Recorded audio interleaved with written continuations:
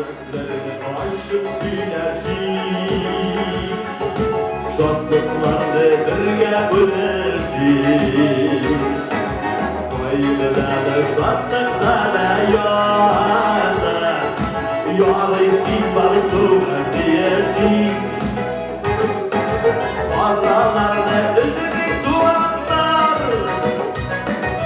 Kuruşmuşa yürüyen günler var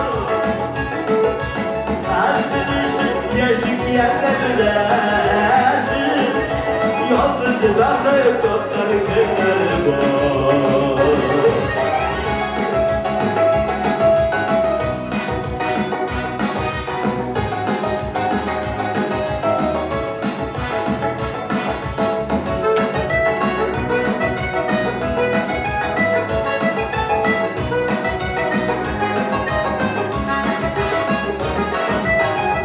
Bileğen emgey bileğen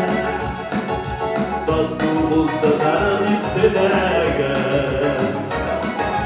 Hızmet işliklerin başarılıyken Doğan kadirlerin bilmeğen Varralarına özünü duranlar Görüşmüşe yürüyen günler var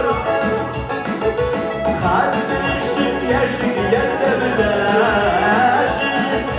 Yolumuzda hesaplar günler var Varralarına özünü duranlar Görüşmüşe yürüyen günler var Kalbimizin yaşık yerlerine Yolumuzda hesaplar günler var